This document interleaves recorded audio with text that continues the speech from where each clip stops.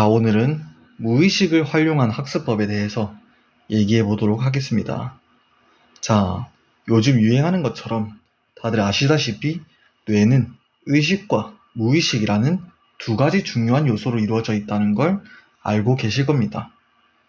의식은 우리가 일상에서 인식하고 의사결정을 내리는 데 사용되고, 무의식은 의식 뒤에서 많은 정보를 자동적으로 처리하고 기억합니다.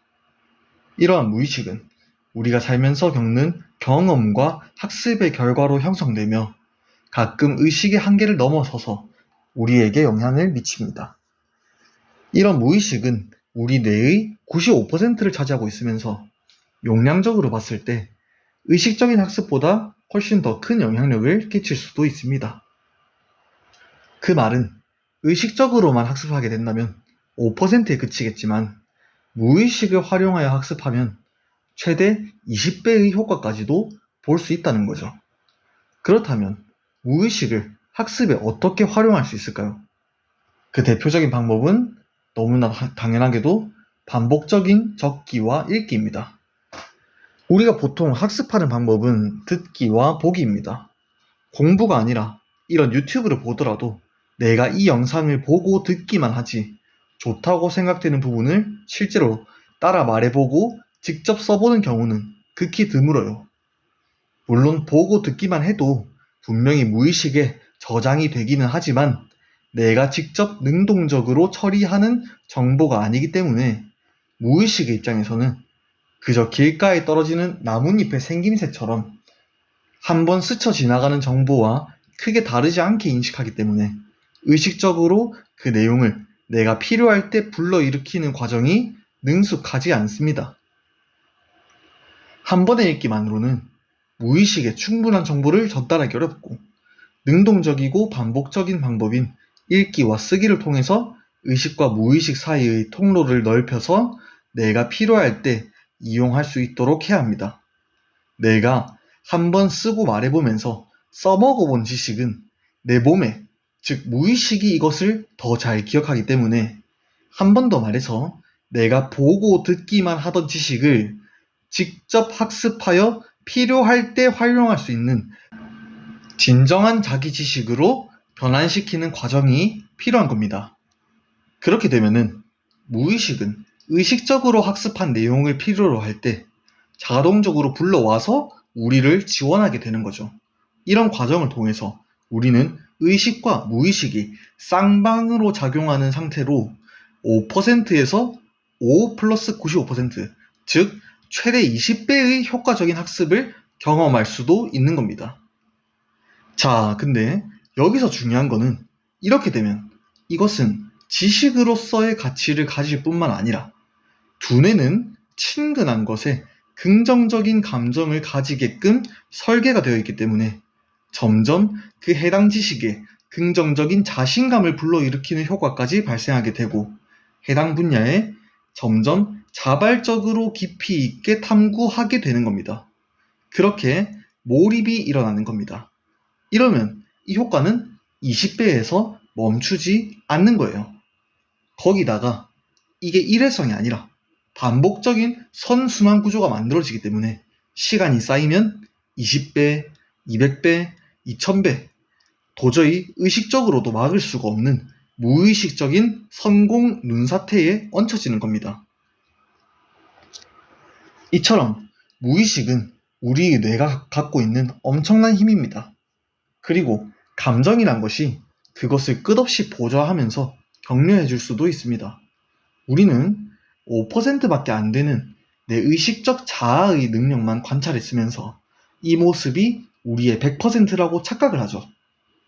95%에 해당하는 진짜 힘은 눈에 보이지 않고 우리가 감히 상상조차 할 수 없을 정도의 가능성과 창의력을 가졌기 때문에 그저 자기 자신을 온전히 믿고 격려한다면, 행동한다면 내 무의식이 무엇이든지 해결의 실마리를 던져줄 것입니다. 가끔 본인을 부정하고 싶은 마음에 굳이 애써서 그늘을 들이지만 않는다면 훌륭한 행동마저도 이 무의식이 나에게 권장해 줄 것입니다. 자, 우리 모두 처음 갓난아기였던 적이 있었을 거예요. 아기가 처음 걷게 됐을 때 어떻게 걷게 되나요? 아기는 그저 주변 사람들이 걷는 것을 보고 그들과 같아지고 싶고 신기해하고 원하다 보니까 자발적으로 도전하고 실행하게 되어서 수차례의 시행착오 끝에 마침내 성공해서 두 발로 일어서게 됩니다.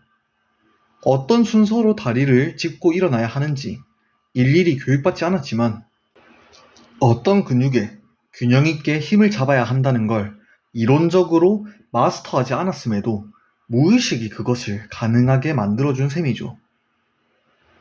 자, 그리고 무의식의 본질에는 부정이란 개념 자체가 없습니다.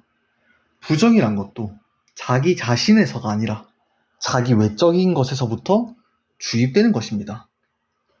불안이란 것도 경험적으로 자기 자신이 외적 환경으로부터 거부당할까봐, 거절당할까봐 생존하기 위한 간절한 본능에서 피어나는 것이라고 저는 생각합니다.